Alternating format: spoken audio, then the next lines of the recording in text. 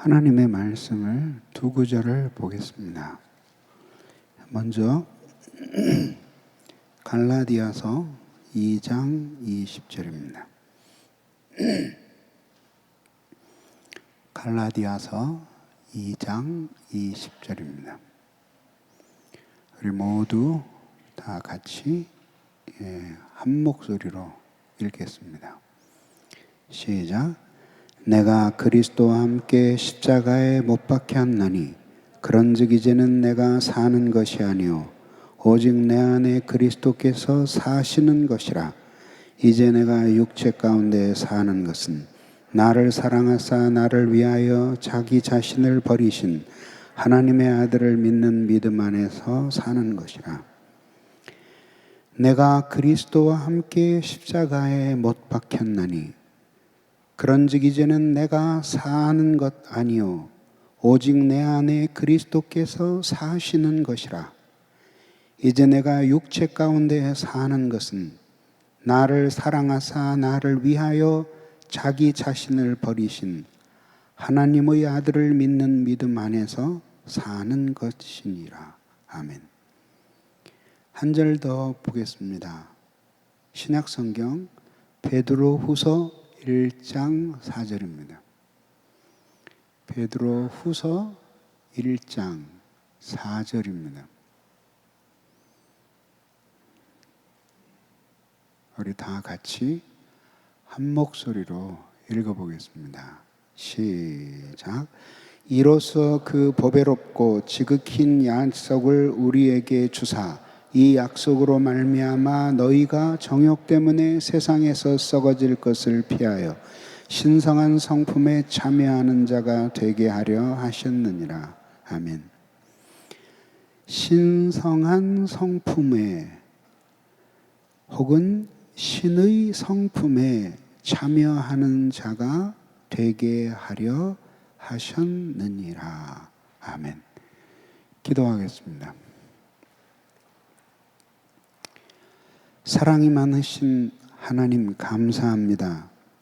부족한 저희들을 지난 이틀 동안 지켜주시고 오늘 또한 이 수련회의 마지막 날 저희들에게 말씀하시기 위하여 불러주시니 감사드립니다. 오늘 이 시간에도 하나님이 우리와 함께 해주시고 지켜주셔서 오늘 이 저녁이 하나님의 은혜가 우리의 마음에 넘치는 시간이 되게 해주시고 저희들의 심령에 하나님께서 말씀을 주사 우리로 그 말씀을 붙들고 살 수 있도록 힘 주시옵소서. 예수 그리스도의 이름으로 간절히 기도드리옵나이다. 아멘. 베드로 전후서는 핍박받는 성도들을 위하여 쓴 편지입니다. 베드로는 이미 3번이나 주님을 모른다고 부인한 적이 있었기 때문에 거대한 핍박의 시련 앞에서 신앙이 흔들리며 타협하려는 사람들을 보면서 안타까운 마음으로 이 편지를 쓴 것입니다. 오늘 우리가 관심을 가진 것은 바로 우리가 읽은 4절의 뒷부분 신성한 성품에 참여하는 자가 되게 하려 하셨느니라. 사실 이 말씀은 하나님의 성품에 참여하는 자가 되게 하려 하셨느니라 라고 번역을 해야 합니다.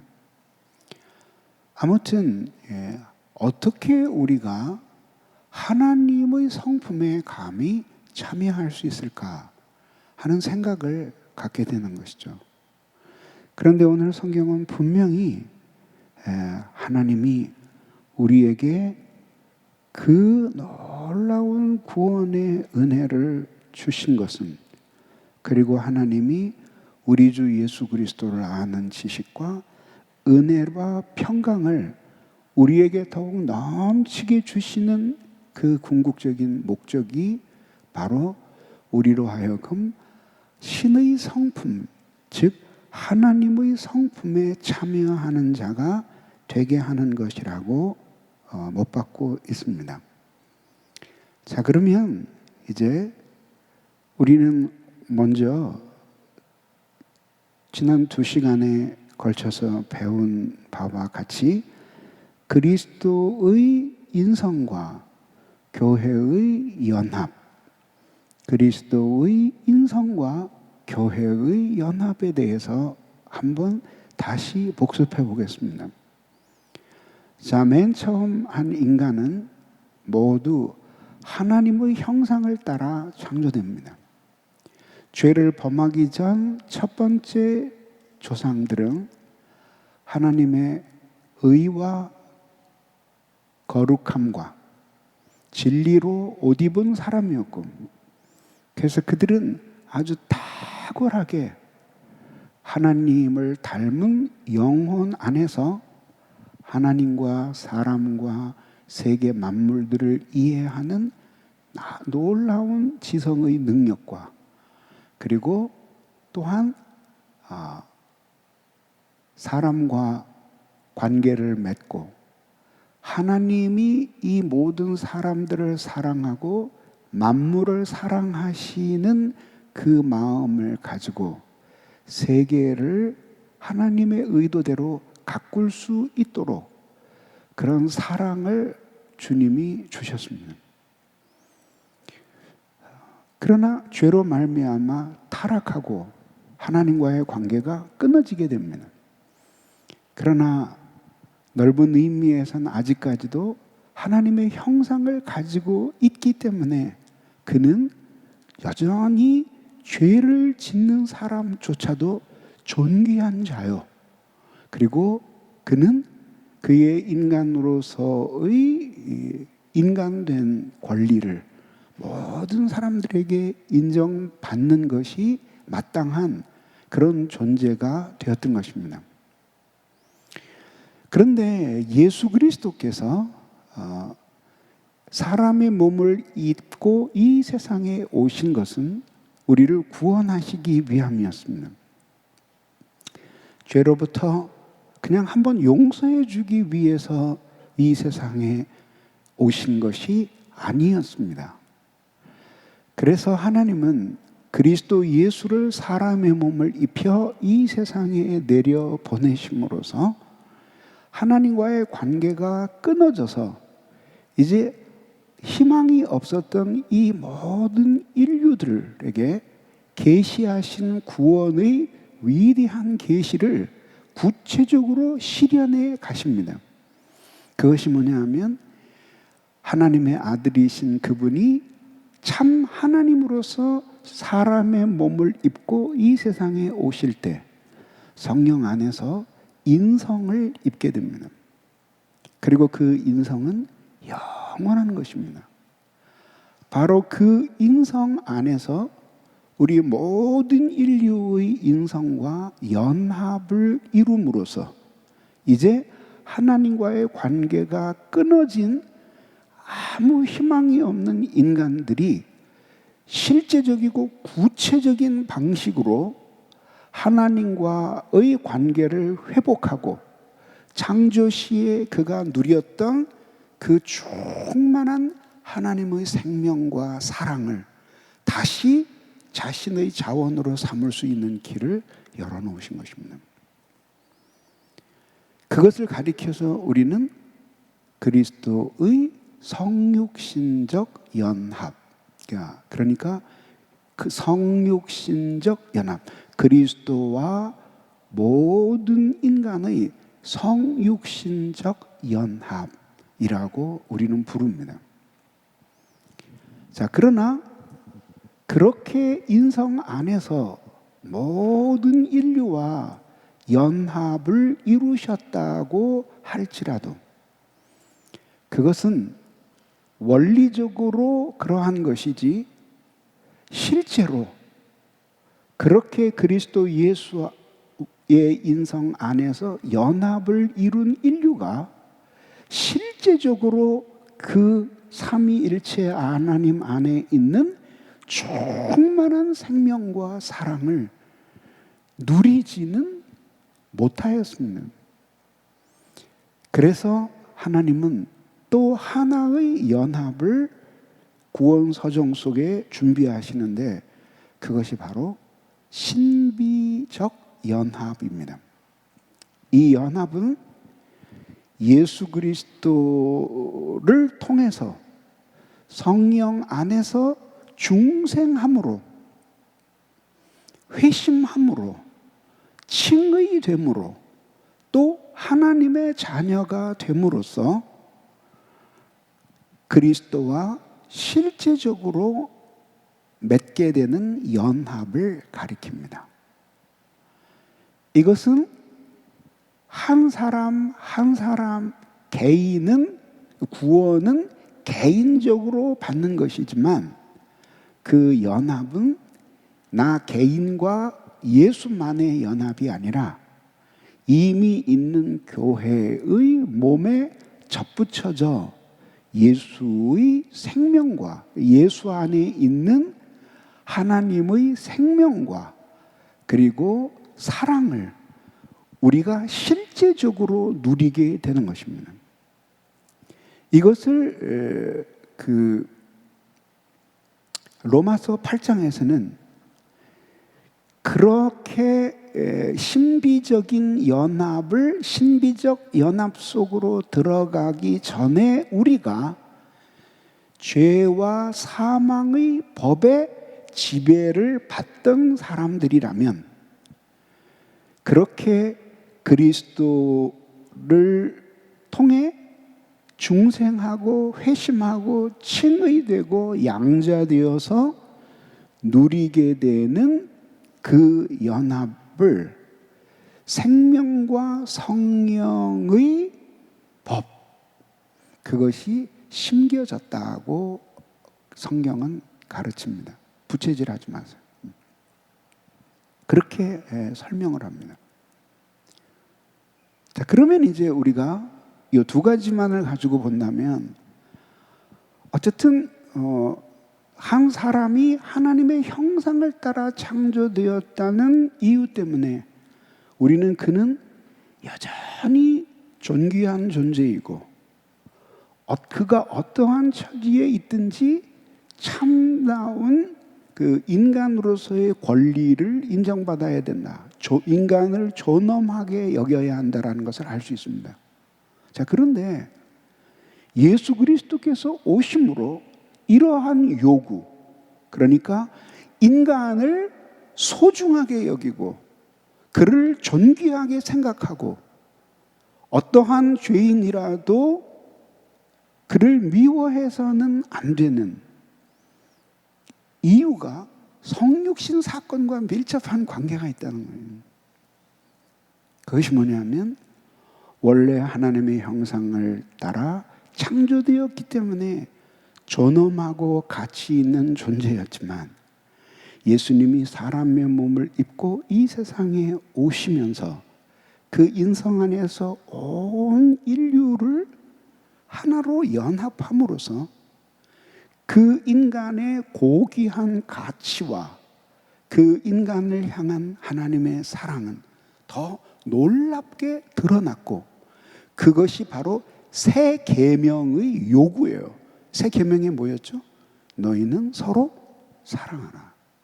내가 다시 말하노니 너희는 서로 사랑하라. 이것이 뭐예요? 새로운 계명이에요. 새 계명이에요. 옛 계명이 만약에 정의를 따르는 계명이었다면 새 계명은 그 정의 위에 사랑을 따르는 계명이었습니다. 그래서 예수님이 오시면서부터 성경을 잘 모르는 사람들은 구약의 가르침을 예수님이 완전히 새롭게 파괴하고 새로운 가르침을 주시는 것처럼, 심지어는 새 종교를 말씀하시는 것처럼 사람들에게 여겨졌어요. 그런데 예수님은 말씀하시죠. 그게 아니다. 그게 내가 너희에게 주는 이 계명은 새 계명인데, 거기서 새라고 하는 의미는 무슨 뜻이냐면은 그냥 시간적으로 새로운 다른 것이 아니라 질적으로 다른 것이에요. 그래서 구약의 하나님의 말씀과 율법을 부인한 것이 아니라 그것이 그려내고 있던 최종적인 완성이 무엇인가 하는 것을 예수님이 보여주셨는데, 그것이 바로 사랑이에요. 사랑. 근데 그것은 질적으로 다른, 그러니까 연속성이 있지만 질적으로 다른 그러한 그 계명이었어요. 그래서 그것을 새 계명이라고 말해요. 가이네라고 하는데, 실적으로 새로운 계명을 예수 그리스도께서 주신 거예요. 그러니까 이제 성경이 이렇게 흐름이 눈에 들어오게 되죠. 그러니까 왜 그렇게 구약에서 마르틴 루터가 소리 지르기를 하나님은 어찌하여 복음에도 하나님의 말씀 속에 복음에도 칼을 두셨습니까?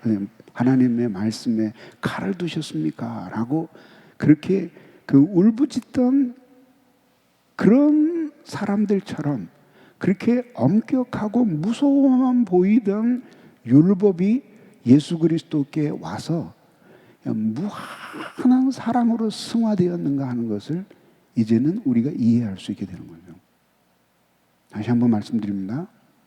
원래 인간은 하나님의 형상대로 창조되었고 타락했지만 여전히 넓은 의미에서 그 형상을 지니고 있기 때문에 여전히 그 인간은 존엄한 존재인데, 예수께서 육신을 입고 이 세상에 오셔서 당신의 인성 안에서 모든 인간의 인성과 연합을 이루심으로써 주님은 구약의 계명을 완성하신 그 새 계명, 너희는 서로 사랑하라는 계명 안에서 당신의 인류를 향한 계획을 구체화시키셨다는 거예요.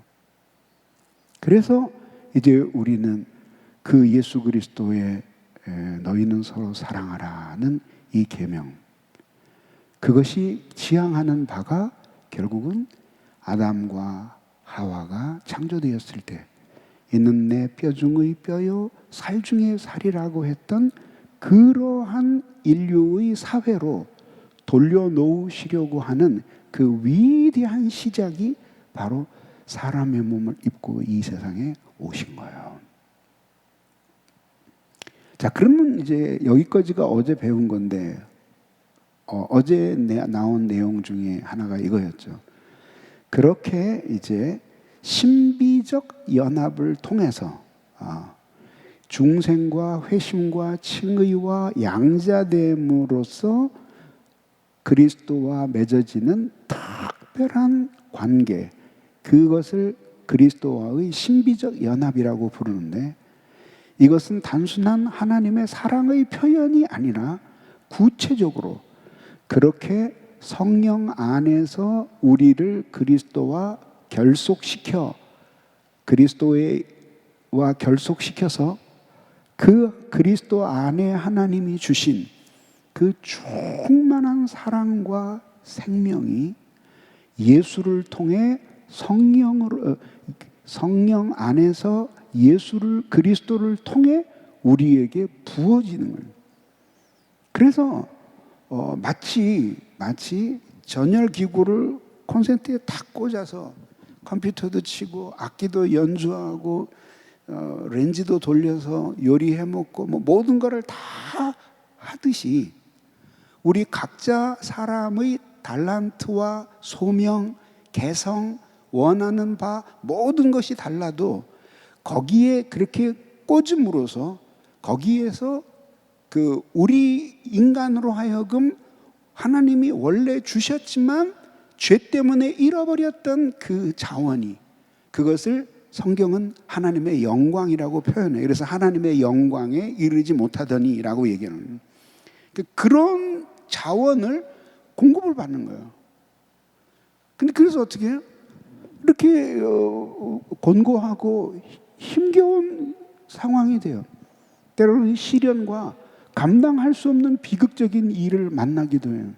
그러면 사실 온 존재가 무너지는 것 같고, 심지어는 자신의 인간으로서의 생존 자체를 지탱하기가 힘든 상태까지 이르게 돼요. 그때 그러한 그리스도와의 연합 속으로 들어가지 못한 사람들에게는 없는 독특한 자원을 하나님이 주시는 거예요.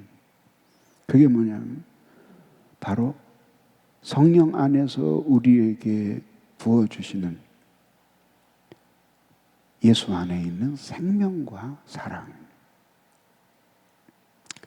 그러면 여러분들은 궁금하겠죠. 목사님, 질문이 있습니다. 자, 지금 목사님은 시련과 역경, 그리고 슬프고 너무 고통스러운 상황을 만날 때 예수 믿는 사람들은 바로 그리스도께 접붙여졌기 때문에 그 생명과 사랑을 공급받으면서 그것을 헤쳐간다고 말씀하셨습니다. 두 가지 질문이 있습니다. 첫째, 안 그런 첫째 질문은, 그럼 그리스도 바깥에 있는 사람들은 아무 희망이 없나요? 제가 보니까 어떤 사람은 예수 전혀 안 믿는 사람인데 인생의 막다른 지경에 가서 뭔가 죽을 결심까지 하면서 낙심했던 사람이 뭔가 인생에 대한 의미를 예수 없이도 깨닫고, 내가 살아야 되겠다, 그렇게 결심하고 인생을 헤치면서 살아가는 용기 있는 사람, 심지어는 새로운 인생을 사는 사람도 봤습니다.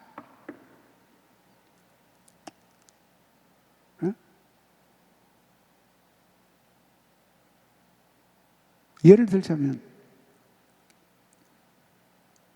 아이가 많이 있는데 남편이 죽었어요. 그럼 내가 엄마야. 그럼 아이들이 있어요. 그러면 나는 아무 희망이 없구나. 얘들이 어떻게 되든지 나는 몰라. 그리고 목숨을 끊는 엄마도 있겠죠. 근데 다수의 엄마는 그렇게 생각 안 하고, 그다음에 뭐냐면 이 아이들이 내가 아니면 죽는다. 어떻게든지 내가 이 아이들을 살려야 한다. 그렇게 생각할 거 아니에요. 그래서 지난번에 중국에서 일어난 이 에스카레이터 사건,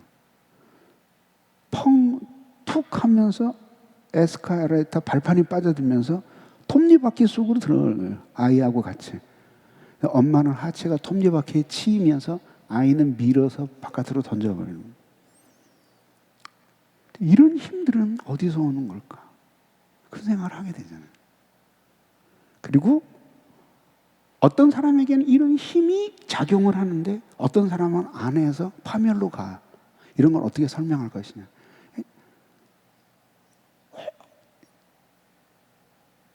밤 11시까지 설명해도 다 못해요. 그래서 다음에 얘기를 해줄게요. 그럼 우리 본론으로 돌아가요. 그러면 이제 그 다음에 얘기는 뭐냐면, 두 번째는 뭐냐면 이런 질문이에요.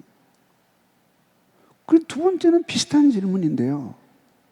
예수를 믿는 사람이 그리스도 안에서 거듭난 사람은 신비적 연합 속으로 들어갔는데, 목사님의 비유에 의하면 콘센트에 꽂은 사람입니다. 근데도 자원이 없어서 자살하는 그리스도인들도 있습니다. 낙심하고 신앙을 잃어버리는 그리스도인들도 있고.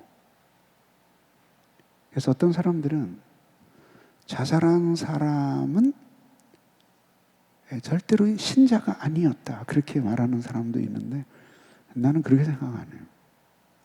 신자도 바람직한 것은 아니지만 자살할 수 있어요.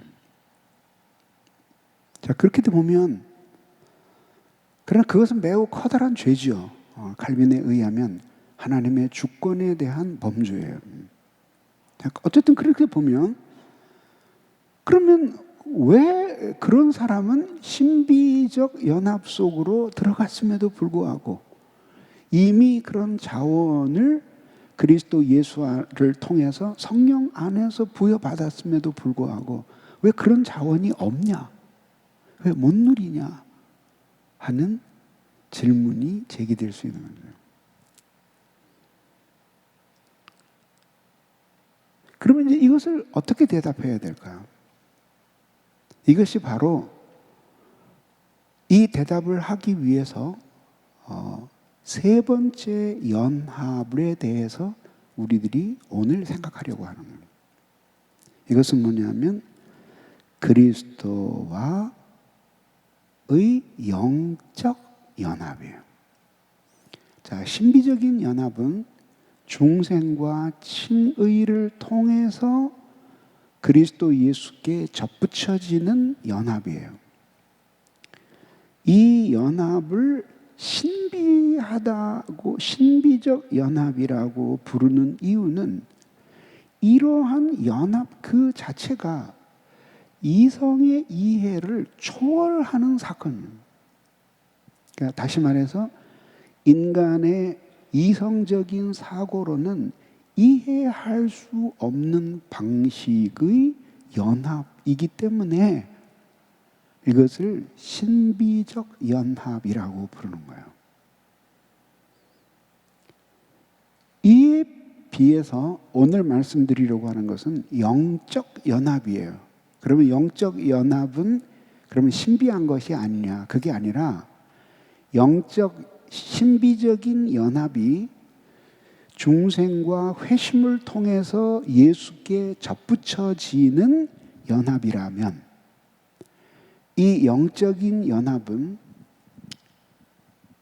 신자가 된 이후에 믿음과 순종의 삶을 삶으로써 성화를 통해서 그리스도와의 실제적인 연합을 증진하고 마지막 날에 하나님이 그를 완전하게 만드시는 영화를 통해서 그 모든 것을 완성하시는 그리스도와의 연합이에요. 물론 학자들에 따라서는 이것을 다시 나누기도 해요. 예. 그러나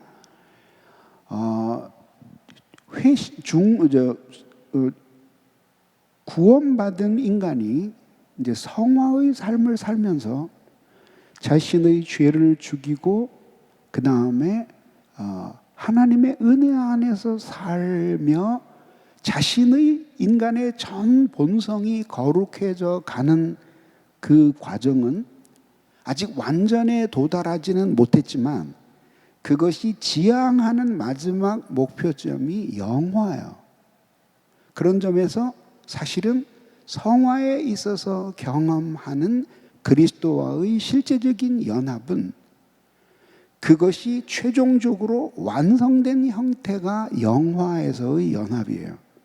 그렇기 때문에 이것은 정도의 문제이지 질의 문제가 아니라. 그래서 하나로 보는 개혁자들이 많았어요. 그래서 그것을 영적 연합이라고 부르는 거예요. 그럼 이런 질문을 할 수 있겠죠. 그러면 신비적 연합은 영적 연합이 아닙니까? 아니요. 신비적 연합도 영적 연합이에요. 또 그렇게 따지면 성육신적 연합은 영적 연합이 아닌가요? 그리스도의 인성을 만질 수 있어요? 볼 수 있어요? 그리스도의 인성 안에서 모든 인류의 인성이 연합을 이룬다고 할 때 그것은 우리의 살과 예수의 살이 섞이거나 우리의 피가 예수의 피가 함께 뒤섞이는 걸 의미하지 않아요. 왜? 이미 부활하셔서 승천하신 예수 그리스도는 우리와 똑같은 육체의 혈과 육을 가진 존재가 아니기 때문이죠. 그것도 영적이에요.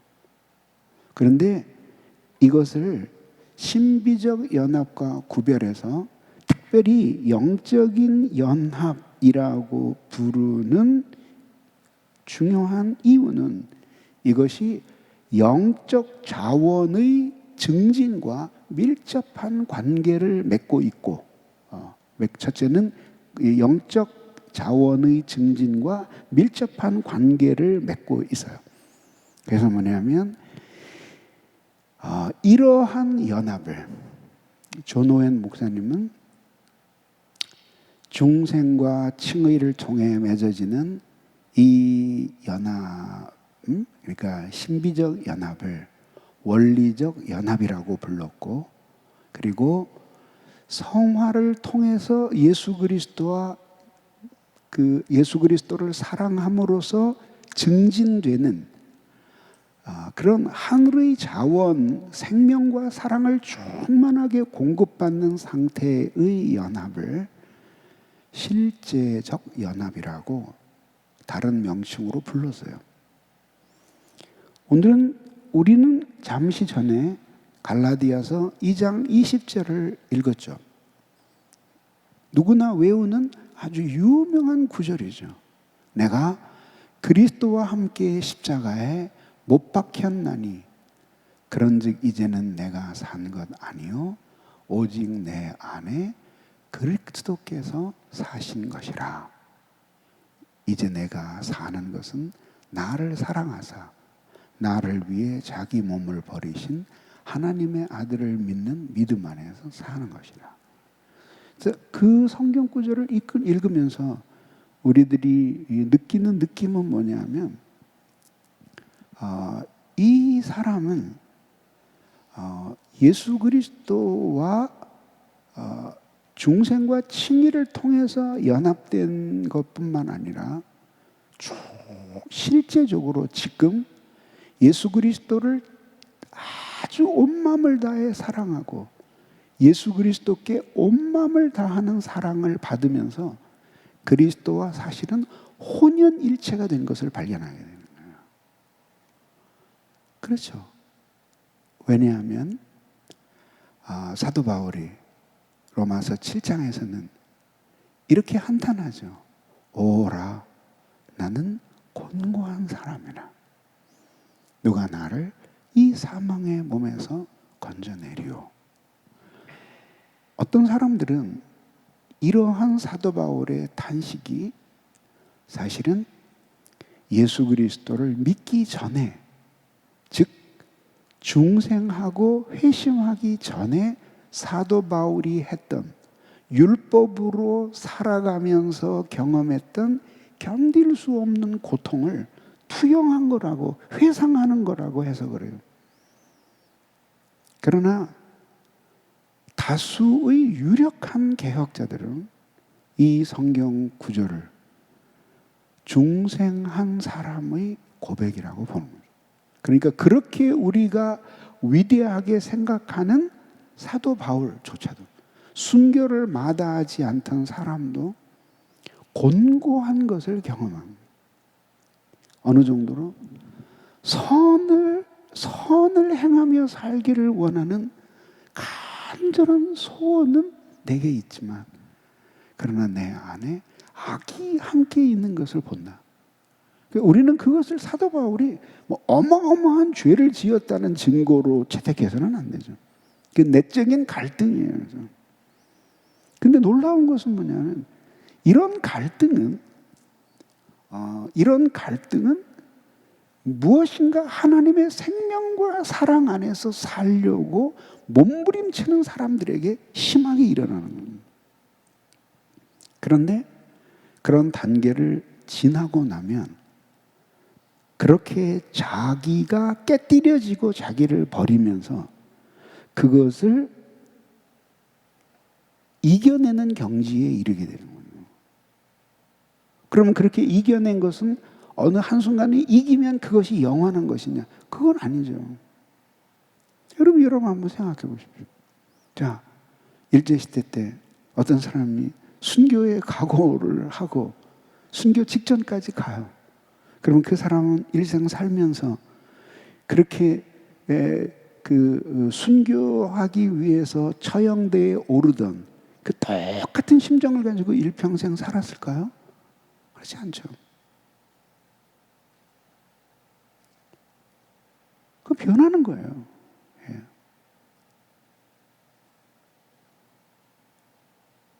그럼 여러분들이 이렇게 묻고 싶을 거예요. 그러면 목사님 그 신비적 연합이라는 게 아무것도 아니네요. 그렇지 않죠. 왜냐하면 그 연합은 비유를 하자면 어느 신학자가 비유한 것처럼 집을 뚫고 전선이 지나가는, 근데 그것을 끌어내리는, 그리고 그것을 컨센트를 만들고 그 다음에 전열 기구들을 다 매다는, 이 층인적 연합이에요. 그럼 환하게 불이 들어와요. 그리고 전기를 실제로 활용할 수 있어요.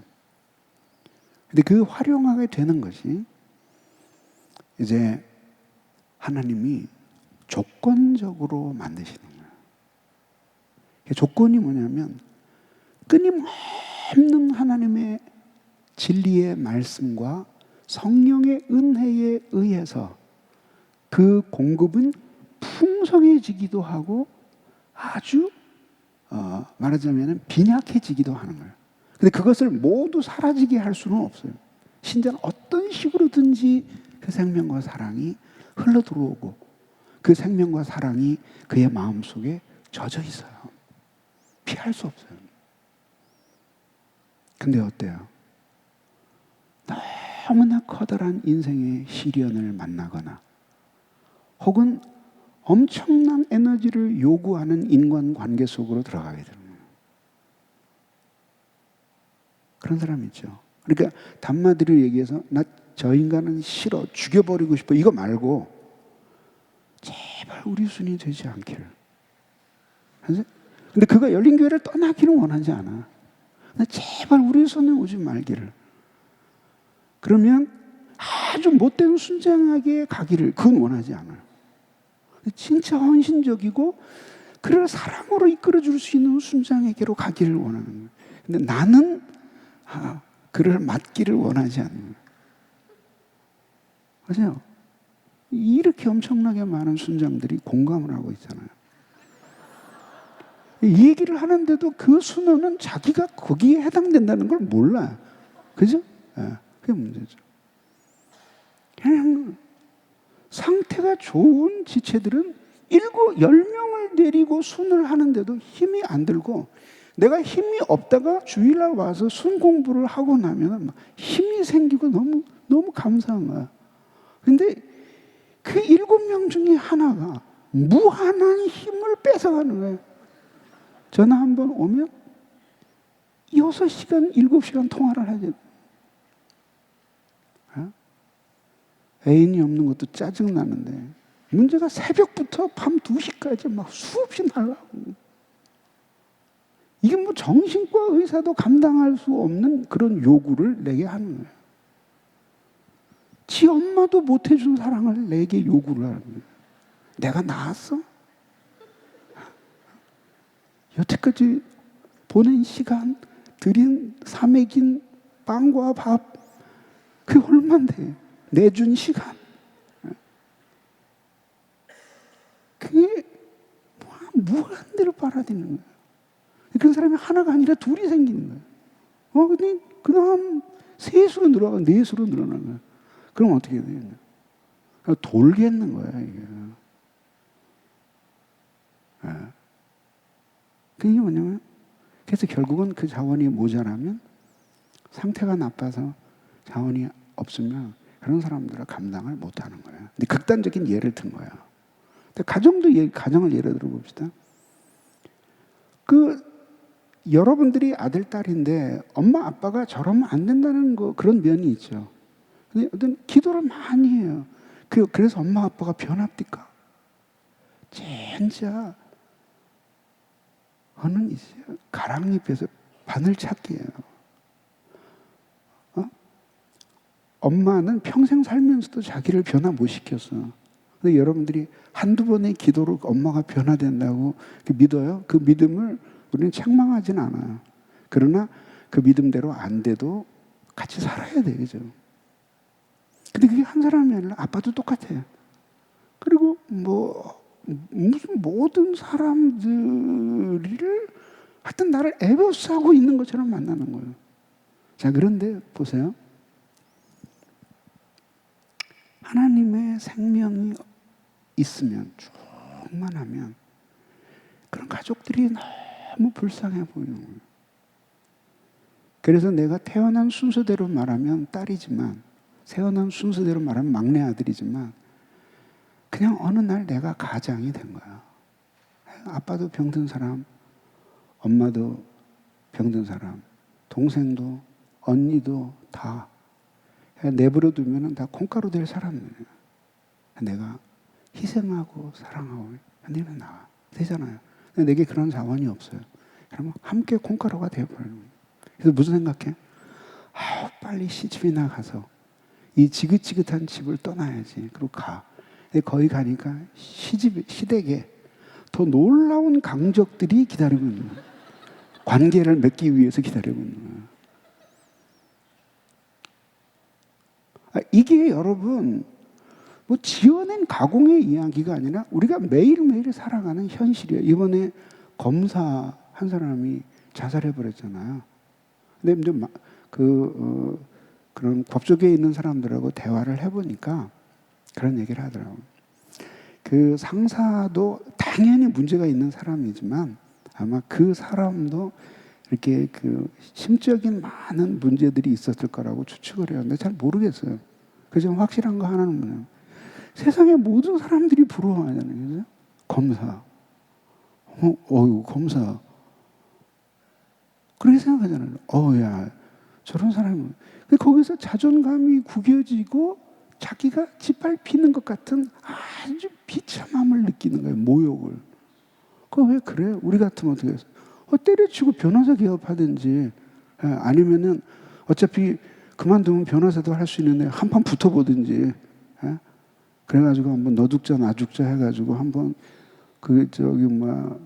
부장이 그렇게 대단한 거라고 한번 붙어보든지, 한번 붙어서 한번 너 죽고 나 죽자 하고 한번 이 부장검사라는 이 인간이 이렇게 그 쓰레기 같은 인간이다 해가지고 한번 인생 한번 그 끝판으로 가보든지, 그러다가 안 되면 변호사 개업을 하든지 그러면 될 거 아니에요. 그죠?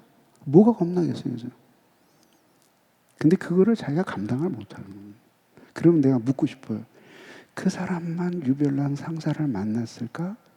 직장생활 해보면 알지만 상상도 못하는 이상한 인간들 많아요.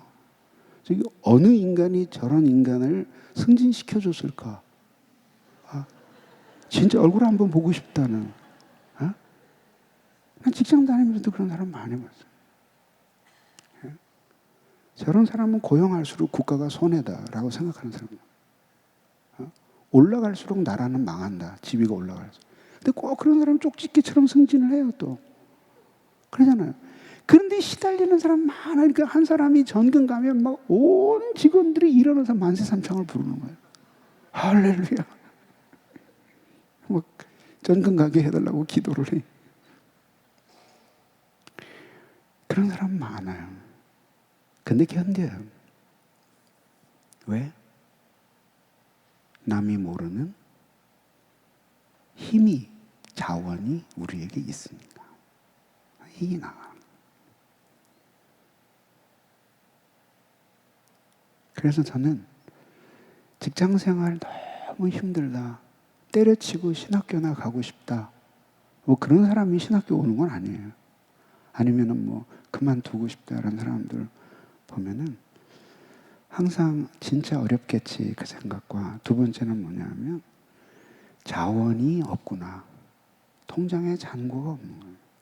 원래 세상이 다 그래요. 어디 가면은 안 그렇겠어요.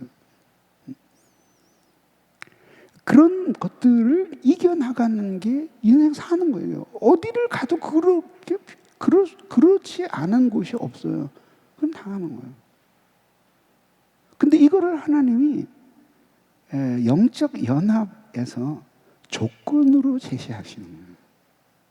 조건으로 제시한다고 해서 우리의 공로로 그것을 얻어낸다고 생각하면 안 되는 거예요. 그래서 주님이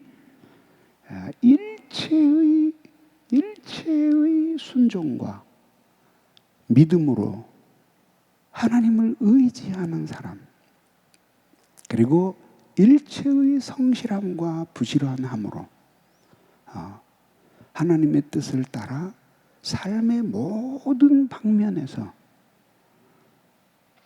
죄를 이기고 하나님의 말씀을 따라 살려는 사람들에게는 그 생명과 사랑을 충만하게 주시는 거예요. 그래서 어떤 때 내가 생각해도 내가 지금 살아가고 있는 이 삶이 너무 대단한 거야. 왜? 내가 알고 있는 나는 이걸 이길 수가 없는 사람. 이런 상황을 이렇게 오래 참으면서 견딜 사람이 아니에요. 근데 놀랍게 견디게 해주시는 거예요. 그럼 즐거우냐? 아니에요. 옛날에 찬송가 가운데 이런 게 있었죠. 즐겨 고난 길 가도록 나와 동행하소서. 거짓말이에요. 남들이 그래 주기를 바라지. 즐겨서 가는 고난길? 그럼 그거 쓴 사람 지가 그런 길 가보라 그래. 이게. 고난의 길을 가는 거는 항상 고통스러운 거예요. 그게 즐겁다고 생각하면 그 이상한 고행주의예요. 그러면 즐거운 고난길은 없습니까? 없어요. 고난이 즐거운 게 아니라 믿음이 있고 자원이 있으면 그 고난의 의미를 해석하면서 그 모든 구비구비의 고난을 통해서 하나님의 인격적인 사랑을 경험하게 만드니까 고난이 날 즐겁게 하는 게 아니라 그 고난이 계기가 되어서 내가 우리 주님을 찾고 주님께 매달리면서 주님과 경험하는 인격적인 관계가 나에게 기쁨을 주는 거야. 그게 즐거운 거죠. 수술을 했어요. 오래전이에요. 한 7, 8년 전인데 편도선 2개를 떼어냈어요. 의사가 자기가 일평생 이비인후과 의사를 했지만 이렇게 큰 편도는 처음 본대. 이러고 어떻게 살았냐. 심할 땐 2개가 이렇게 딱 속에서 붙어버리거든요. 떼어내서 보여줘요. 근데 진짜 뭐 삶아서 썰어 놓으면 2접시는 될 정도로 그렇게 아주 그 막 넉넉한 고기 덩어리가 2개가 주먹만한 게, 어린애 주먹만한 게 2개 있다. 그 꿈했어요. 의사가 신신당부해요. 설교하지 말라고. 근데 이제 도저히 안 되겠어요. 그래서 일주일 쉬고 올라가서 설교를 했는데 좀 힘차게 했어요. 툭 터져버렸어요. 그러면서 뭐 길거리에서 피가 한 컵, 반 컵 정도 생피가 쏟아지는 거예요.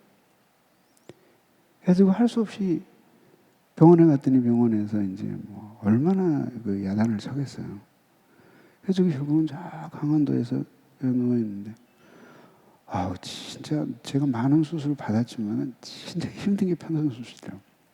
뭐 먹을 수도 없고 삼킬 수도 없는 거예요. 그래서 막 혼자서 저 강원도 시골 구석에서 이렇게 쭈그리고 앉아서 그냥 고통을 참고 그 생각날 때 가끔 기도하는 거 이외에는 아무것도 할 수가 없는 거예요. 책을 읽을 수도 없는 거예요. 문자가 띵띵띵띵 계속 오는 거예요. 직원들하고 교역자들이 보내는 문자예요. 그 중에서 한 문자가 생각이, 목사님 고난을 통해서 달콤한 시간을 보내시기 바랍니다. 화가 쫙.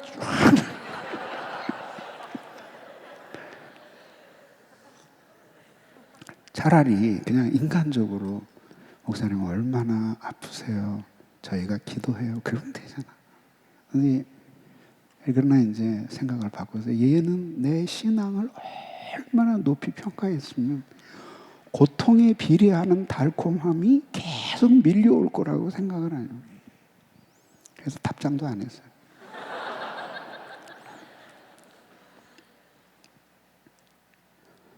그런데 그러한 것들을 이겨낼 수 있는 그런 생명과 사랑을 주님이 조건적으로 주시는 거예요. 여러분들이 여기에서 이제 생각해야 될 게 뭐냐면, 이 교회를 떠나도, 이 교회에 평생 있을 사람도 물론 있겠지만 또 그렇지 않은 사람들이잖아요. 근데 떠나도 자꾸 어느 교회를 추천해달라고 이야기를 하는데, 그게 뭐 어떻게 하겠어요? 이게 뭐 프랜차이저도 아니고, 그러니까 뭐 어디에 뭐 추천해달라고 뭐 막연하게 얘기하는데, 근데 한 가지 확실한 건 사실 하나 있어요. 그게 뭐냐면, 구원 이후의 그리스도인의 삶을 율법의 행위로 설명하는 교회는 참 복음이 아니에요.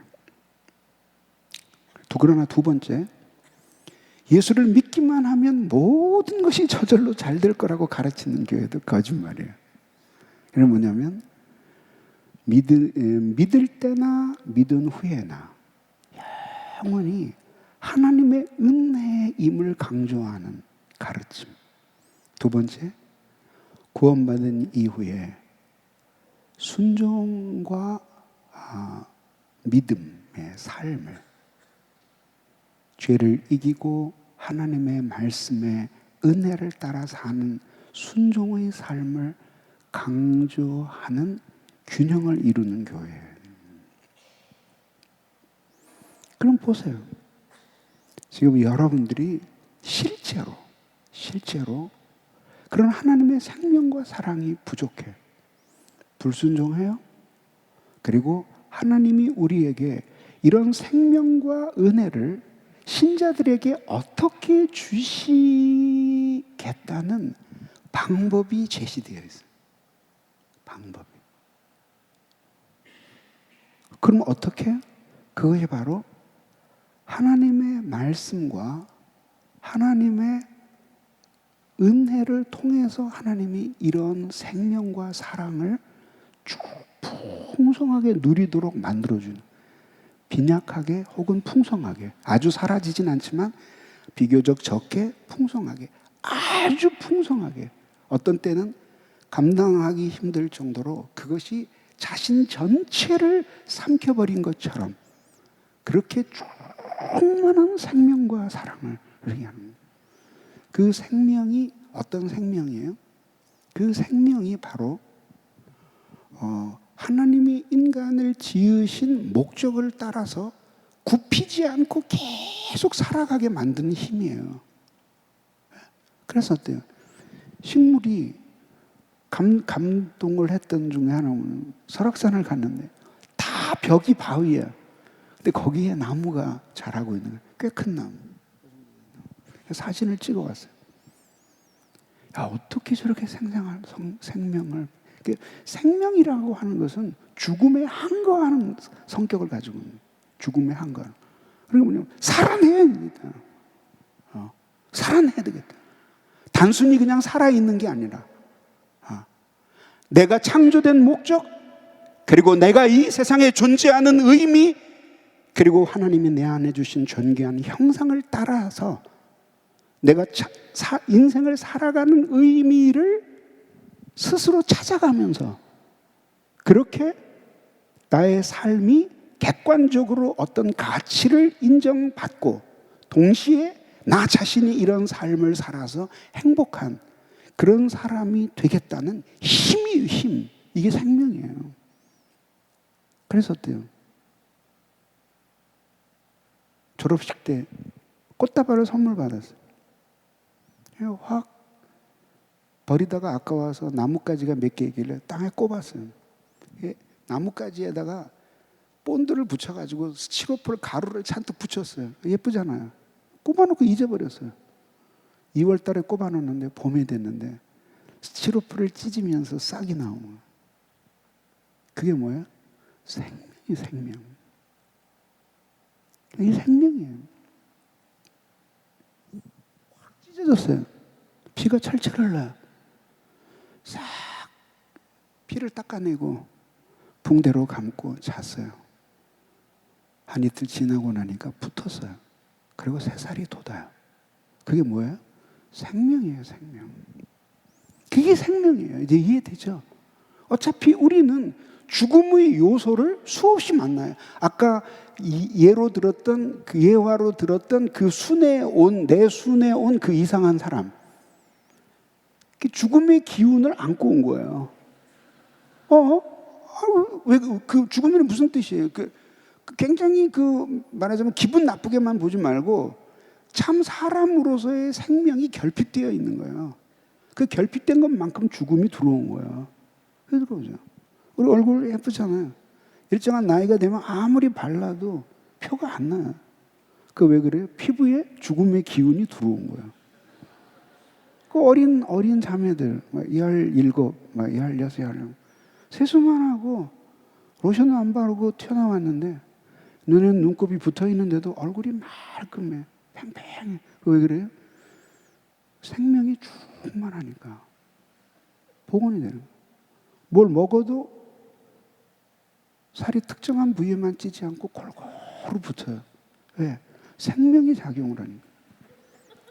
생명이에요. 그래서 그 완전성으로부터 자꾸 멀어지는 거죠. 그런 죽음의 기운이 얼굴에 깃드는데 그걸 어떻게 가려보려고 바르는 게 화장품이에요. 그렇게 해서 이제 한번 해보는 거죠. 그런 의미에서 죽음의 기운을 안고 온 거예요. 그런데 어떻게 돼요? 그런 사람이 그런 사람을 만나. 그럼 죽음이 증폭되는 거야. 그래서 어떻게 돼? 서로 불행해지는 거야. 근데 놀라운 생명의 사람을 만나는 거야. 보면서 자신이 생명이 모자라는 사람이라는 걸 아는 거야. 주일학교를 해보면요. 아이들이 누구를 좋아하냐면 얼굴이 예쁘고 공부 잘 가르치는 선생님 좋아하는 게 아니라 생명력이 충만한 선생님 좋아하는 거야. 아이들이 막 달라붙는 거예요. 내가 주일학교 할 때 10명의 아이들이 항상 따라다니는 거예요. 이쪽에 5명 손가락 하나씩 붙들고 이렇게 달고 자기 꼭 붙들어야 되겠다는 거예요. 그리고 골목을 다니는 거예요. 근데 그런 충만한 생명이 있는 선생님들을 좋아하는 거예요. 근데 그런 사람을 만나서 그런 생명을 베풀어주는 그런 그 목적을 구현해 나가는 그런 사람이 오는 게 죽음의 기운이 몰려오는 거 아니에요. 근데 그걸 해치고 그런 것들에 굴하지 않고 내 생명을 계속 살아내는 거예요. 이게 내 삶의 의미를 구축해 가는 거예요. 이게 그리스도 예수 안에서. 그런 생각이 있으면 일어나는 거예요. 이렇게 짓밟고 누른 그 잡초가 다시 살아나는 것처럼 계속 살아나는 거예요. 이게 생명의 힘이에요. 근데 없어. 생명이 워낙 힘이 없어요. 한 사람만 만나면 그냥 함께 끌어안고 물속으로 들어가서 죽어버리고 싶은 심정이 되는 거예요. 그럼 사랑은 뭐예요? 사랑은 관계를 맺게 만들어주는 힘이에요. 그래서 어떻게 돼요? 포기할 수 없어요. 그런데 어떻게 돼요? 이런 생명과 사랑의 힘이 결핍되면 그다음에 조금만 잘못하면 그냥 안 보고 살고 싶은 거예요. 그냥 안 봐도 겁 하나도 안 나는 거예요. 그게 부모라도 그냥 안 보고 살았으면 좋겠는 거예요. 그러면 얼마나 사랑이 없는가 하는 걸 보는 거예요. 그럼 자기만 그런 게 아니라 다른 사람도 자기를 보면서 저 인간 안 보고 살았으면 좋겠다. 그런 생각이 드는 거예요. 수없이 많은 사람이 자기만 몰라. 그래서 내가 오늘 책을 쓰면서 그런 질문을 던졌어요. 내가 살아있음으로 이 세상에서 너무 행복해하는 세 사람의 이름을 써보자. 세 사람이 될까? 너무나 많은 사람에게 아무도 없을 수도 있어요. Nobody. 응? 그러니까 그런 것들이 바로 사랑이에요. 사랑은 그런 힘이에요. 그러니까 사실은 생명과 사랑만 있으면 인생은 살아낼 수 있는 거예요. 그래요. 좋아요. 100번 양보해서 돈이 좀 없다고 칩시다. 그러면 토큰 들고 버스 타고 회수권 끊어서 전철 타고 다니든지, 그것도 없으면 걸어 다니든지 하겠지. 돈이 있으면 뭐 BMW나 에쿠스를 타고 다니겠죠. 그럼 또 공부를 많이 했으면 비슷한 수준의 신랑이나 신부를 만날 거고, 못했으면 그냥 비슷한 사람끼리 또 결혼을 하고 살겠죠. 그래도 어떻게 해요? 그런 물질의 풍부와 부족함이 인간의 어떤 삶의 어떤 질들을 어느 정도 좌우하기는 하지만, 참 인간으로서 사는 것을 저절로 가능하게 해주거나 불가능하게 해주는 건 아니잖아요. 그렇잖아요. 그러니까 그런 거를 살아낼 수 있는 힘, 그게 바로 생명과 사랑이에요. 이것을 하나님이 하나님의 말씀과 성령의 은혜, 그러니까 말씀에 대한 이해, 그리고 하나님의 사랑의 감화, 하나님의 은혜, 성령의 은혜를 통해서 우리들이 실제적으로 이 삶을 누리게 하는 거예요. 그래서 신약 성경에서 성령 충만한 삶을 강조하는 이유가 뭐냐면, 이 성령이 충만한 삶이 바로 실제적으로 하나님의 생명과 사랑을 누리면서 사는 거예요. 자, 그럼 한번 생각해 보세요. 그런 보람이 저로 하여금 이제껏 이 길을 걸어오게 했는지 몰라요. 그럼 뭐예요? 나는 많은 사람을 위해서 그런 생명과 사랑이 넘쳤으면 좋겠다고 생각하는 게 아니라, 그게 내가 생존하는 법이에요. 그렇잖아요.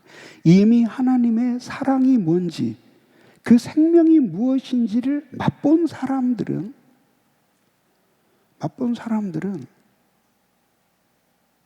그런 생명과 사랑을 잃어버리고 살아갈 때 하나님의 일을 못해서 어떡하나, 그게 걱정이 아니라 내 삶 자체가 행복하지 않은 거예요.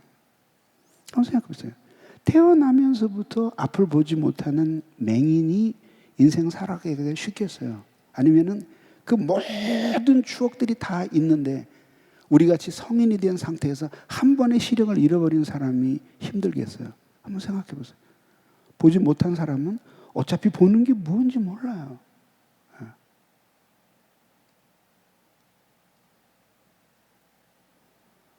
그 내 눈에 보이던 아름다운 세상을 잊을 수가 없는데 지금 볼 수가 없는 거예요. 그때에 보았던 그 기억의 추억과 볼 수 없는 이 현실은 견딜 수 없는 고통을 가지고 온 거예요. 그렇잖아요. 그런데 그런 생명과 사랑으로 충만해질 때 자기는 그냥 인생을 살았을 뿐인데, 지나가면서 나와 접촉하는 수많은 사람들이 살아나는 거예요. 내가 살린 게 아니라 내 안에 있는 예수의 생명과 사랑이 그냥 그 사람을 살린, 그냥 살아갔을 뿐이에요. 살아갔을 뿐인데, 그런데 그 생명이 사람들을 살리는 거예요. 인생이 무엇인지에 대해서 생각하도록 만들어줘요. 그리고 삶이 이런 게 아니구나라는 걸 깨닫는 거예요. 그래서 여러분들이 특별히 여기에 순장들 있잖아요. 또 이거를 그 순원들이 잘못 적용하면 안 되지만, 순장들이 이런 생각을 해요. 순원들을 섬기는 게 어렵다. 그런 거예요, 원래. 가만히 생각해보면 순원만 어려운 게 아니라 여러분 가족도 힘들잖아요. 그렇죠? 사람과 관계를 맺고 사는 게 다 힘든 거예요. 근데 그것을 하나님이 이겨나가도록 그 생명과 사랑을 부어주시는 거예요. 그게 충만하게 부어주는 거예요. 그런데 오늘 그것을 뭐라고 말하냐면 신의 성품에 참여하는 것이라고 말해요. 그럼 여기서 이야기하는 이제 신의 성품에 참여함이라고 말해요. 자, 그런데 여기에서 이야기하는 신의 성품이라는 게 뭘까요? 하나님의 성품이에요. 그래서 그리스도 예수 안에서 하나님이 우리에게 보여주신 하나님의 그리스도 예수 안에서 우리에게 나타난 하나님의 성품. 그래서 예수의 전 생애는 하나님의 성품을 보여준 생애였어요.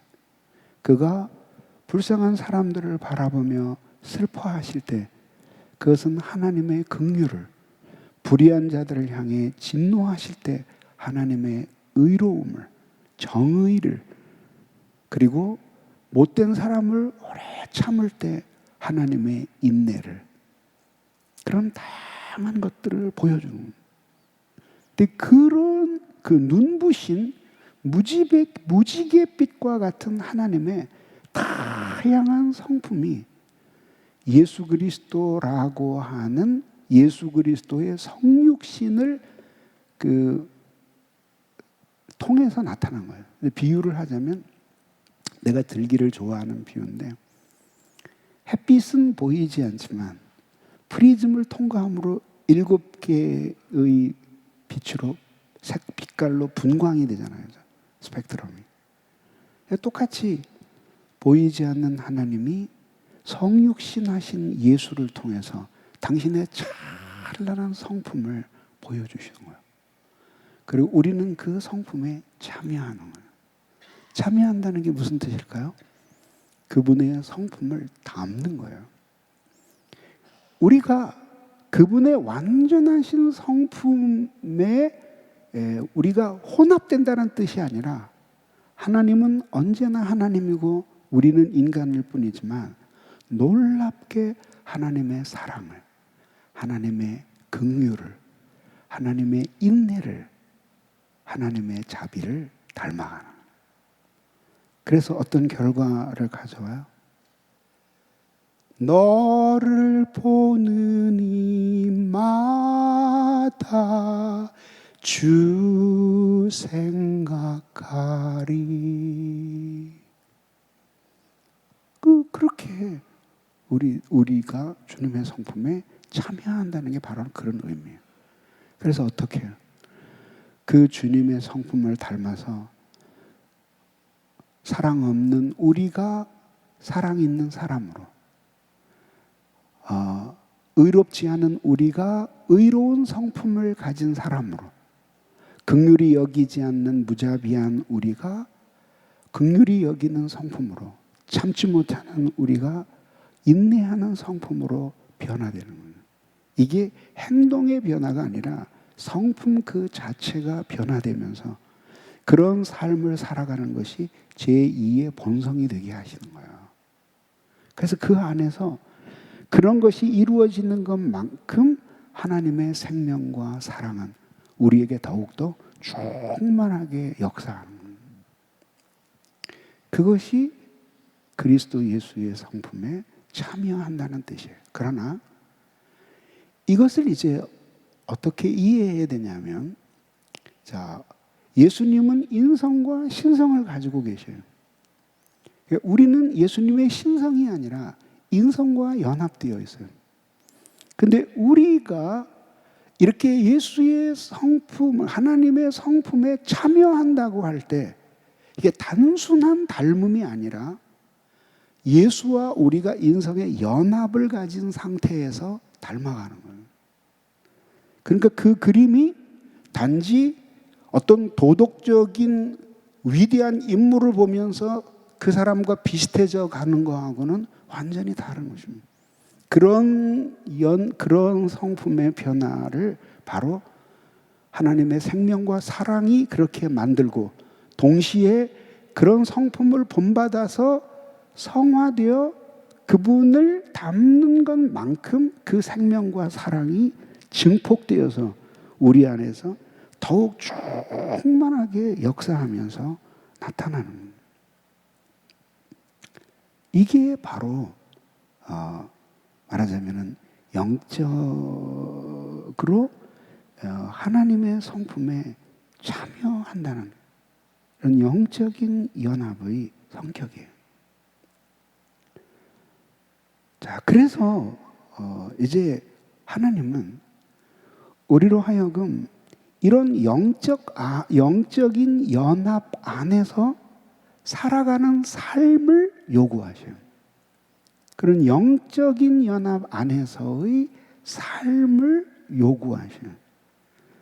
그것이 바로 무엇이냐면 우리로 하여금 그러한 하나님의 충만한 생명과 사랑을 우리가 실제로 누리며 살기를 원하시는 거예요.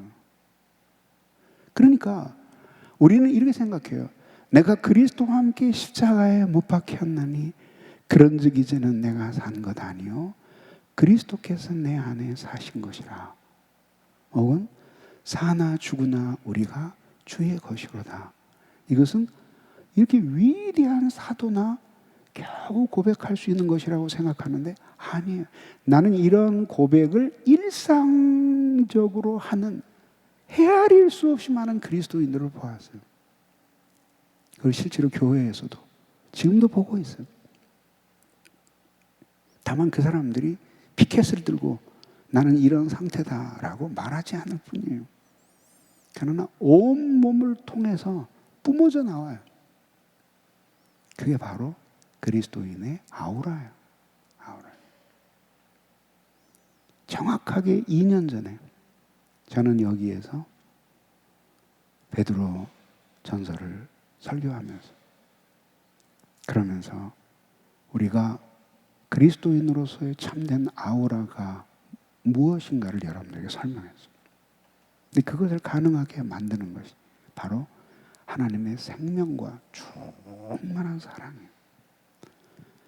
자, 그러면 많은 내용을 준비했지만 오늘 말씀을 맺겠어요. 그러면은 결론적으로 그렇다면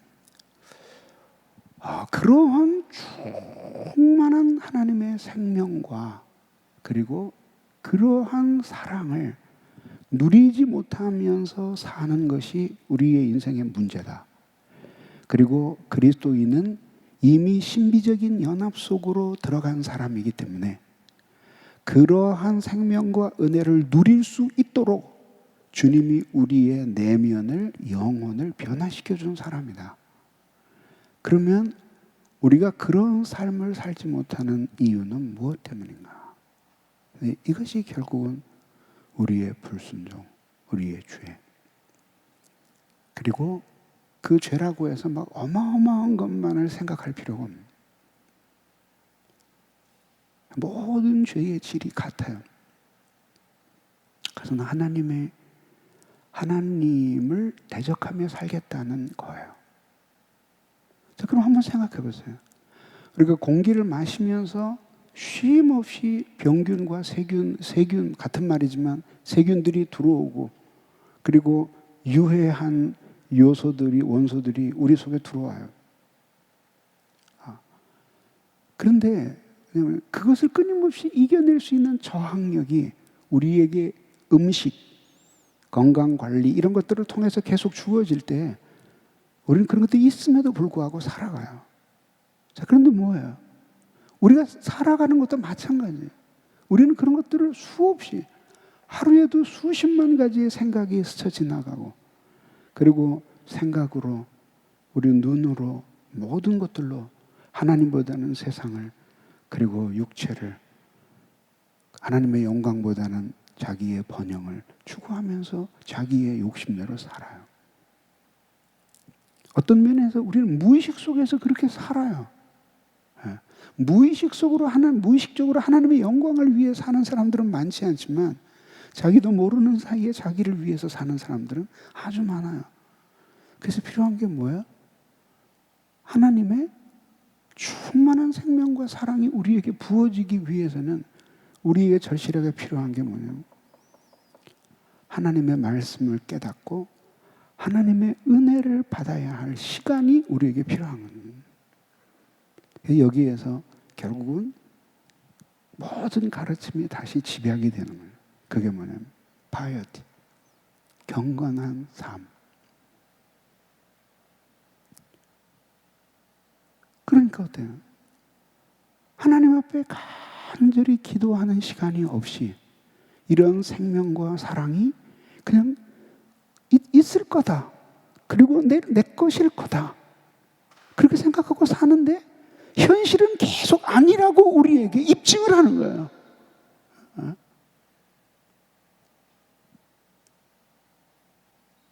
근데 실제로 그렇게 살질 않아요. 있는 건 있는 거고 없는 건 없는 거예요.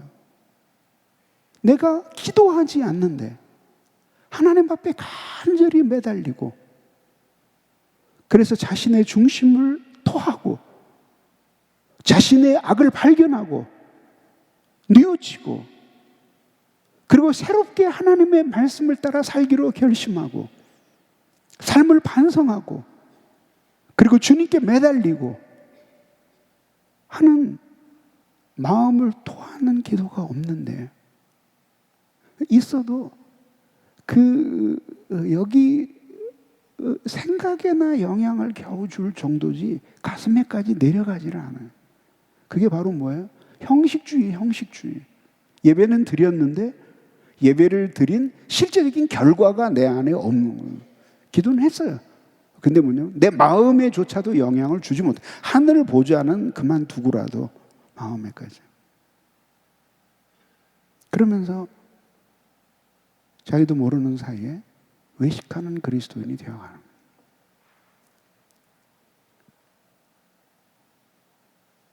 그래서 간절히 하나님 앞에 기도하고 하나님 앞에 그런 은혜와 생명을 구해야 하는 자신을 뿐만 아니죠. 그것보다 더 중요한 것은 뭐죠? 하나님의 말씀을 통해서 자기가 생각하는 자기 말고 하나님의 지도 위에 놓고 내가 지금 어디에 있는지 어디로 가고 있는지 그리고 나의 영혼의 상태가 어떠한지 내 마음 안에 있는 하나님의 생명과 사랑의 게이지가 어느 정도나 되는지 그냥 있을 거야. 아, 있겠지. 그게 아니라 진짜 얼마나 있는가. 그걸 하나님의 말씀이 우리에게 보여줍니다. 그거를 보면서 자기 안에 없는 것 무엇인지를 확인하고 이미 있는 것이 무엇인지를 확인하고 그래서 객관적인 느낌이 아니라 말씀에 의해서 내가 어디서 떨어졌는가 그리고 내게 하나님의 사랑이 있는가 이거를 재보는 거예요. 그래서 그런 사랑을 그런 은혜를 그런 생명을 그런 총명을 우리에게 주시도록 하나님 앞에 간절히 매달려서 기도하는 거예요. 끊임없이 하나님의 말씀을 배우고 하나님의 아름다움을 알아가는 그리고 하나님의 사랑의 깊이와 넓이를 그 지혜의 웅장함을 알아가면서 순간순간 가슴이 뛰는 거죠. 그게 바로 하나님과 연애하는 생활이에요. 그런 속에서 하나님의 생명이 오늘도 그리고 하나님의 사랑이 오늘도 나의 게이지에 채워지는. 그래서 은혜가 떨어질 때는 정말 거지 같은 상황이라고 다 발길로 차버리고 싶은 상황이라고 생각을 했는데 다시 하나님의 생명과 사랑이 충만하게 넘쳐나면 하나님이 나를 이 문제가 있는 집안에서 나를 구원해 주신 거예요. 그리고 왜 하나님 그러니까 자기의 순애만 그 상태가 매우 안 좋은 사람들이 오는 것 그 자체가 자신의 소명이라고 생각하기 이르는 거예요. 얼마나 갈 데가 없었습니다. 물어봐야 한번 옛날에 있던 순장들 다 물어봐요. 머리를 막 흔들잖아요. 근데 내게로 왔어요. 어떻게 보면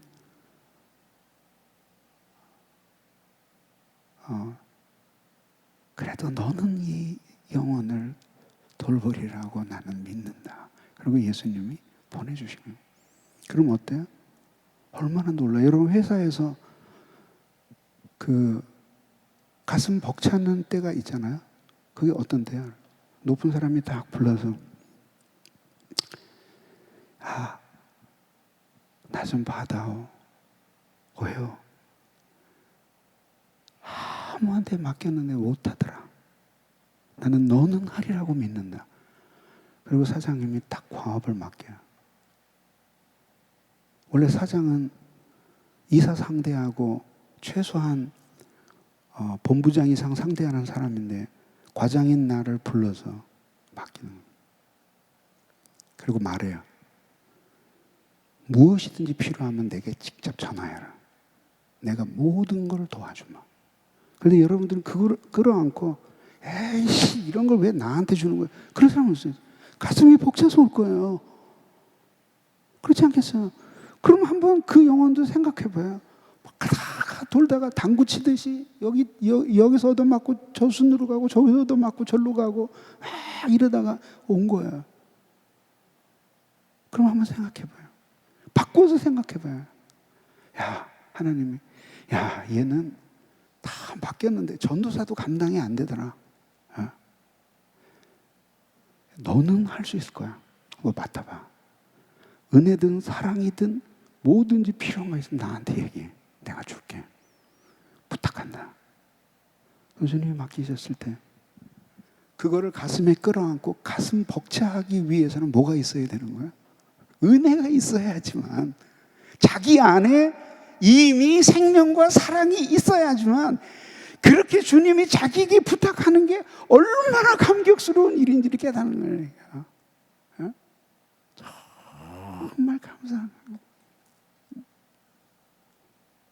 그래서 결국은 이 세상 어디에 가서도 고쳐지지 않을 사람. 그러다 결국은 외롭게 성경 구절 몇 개나 위로 삼으면서 사람들에게 버림받고 죽어갈 사람을 하나님이 살리신. 그래서 새 삶을 살게 만드신. 그게 얼마나 놀라워요. 우리 한 사람 한 사람이 이런 생명과 사랑으로 가득 찰 때 하나님은 그것을 우리 개인에게 주신 게 아니라 공동체적으로 주신 거예요.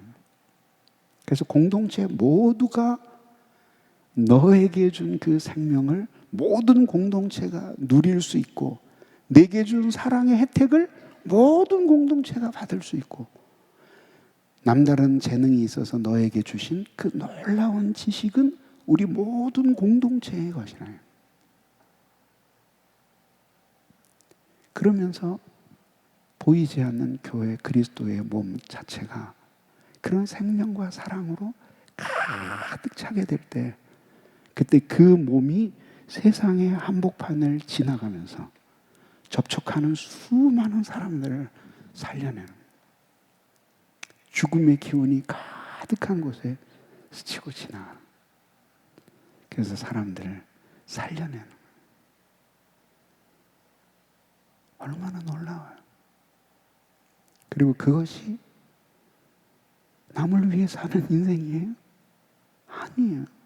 그게 바로 그리스도 예수 안에서 선한 일을 위하여 우리를 창조하고 구원하신 하나님이 우리를 진정으로 행복하게 살게 하기 위해서 주시는 제2의 삶이에요.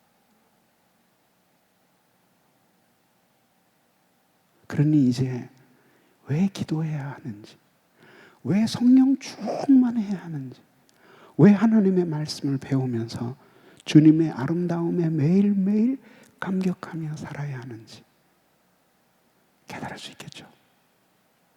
그러면 어떡할까요? 이제 그렇게 살아야죠. 우리가 도울게요. 우리 서로 같이 도와요. 그래서 기도할 수 있는 힘을 잃어버린 사람을 격려해서 기도하게 해요. 말씀을 볼 수 있는 힘을 잃어버린 사람, 말씀을 돌아올 수 있는 힘을 주고 그리고 위로하면서 그래서 우리 모두 함께 그렇게 참 내가 내 인생의 진정한 주체가 된 삶, 그 주체 안에 그리스도 예수가 함께 계셔서 그리스도 예수 안에서 내가 내 삶의 온전한 주체가 된 삶을 단 1년만이라도 살다가 죽는 것이 그게 우리의 인생의 진정한 보람이 아니겠어요. 기도하겠습니다.